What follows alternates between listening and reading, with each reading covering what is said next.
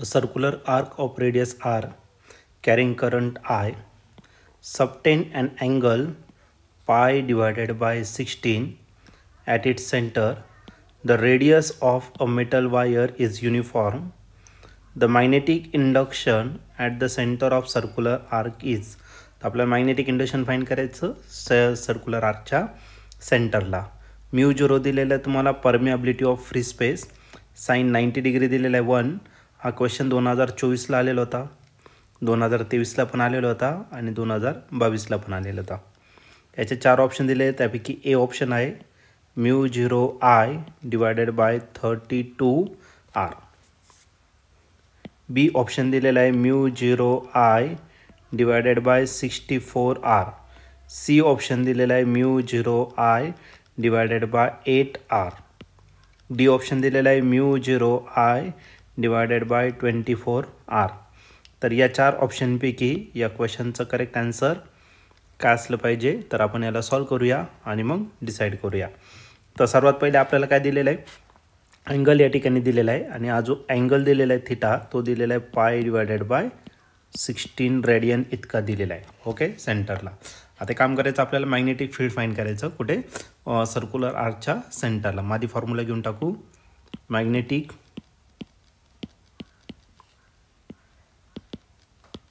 field of induction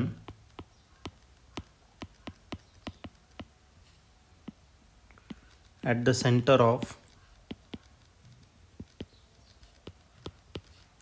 current carrying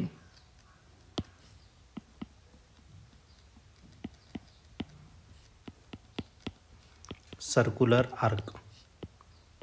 circular arc जर घेतला त्याच्या सेंटरला मॅग्नेटिक फील्ड किती असतं, तर तो असं तुमचं म्यू 0 आय डिवायडेड बाय 4 पाय आर. आर त्याची रेडियस असणार आणि इंटू का असेल तर तुमचा थिटा.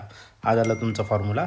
आता या ठिकाणी थिटाची व्हॅल्यू आपल्याला दिलेली आहे, मग बी आपल्याला भेटून जाईल आणि हा जो बी आहे तर तो बी भेटेल तुम्हाला म्यू 0 तसाच, आय देखील तसाच डिवायडेड बाय 4 पाय आर पण तसाच लिहिला आणि थिटा जो दिलेला आहे तो दिलेला आहे पाय डिवायडेड बाय 16. त्याची व्हॅल्यू आपण या ठिकाणी पुट करून टाकू, पाय डिवायडेड बाय 16.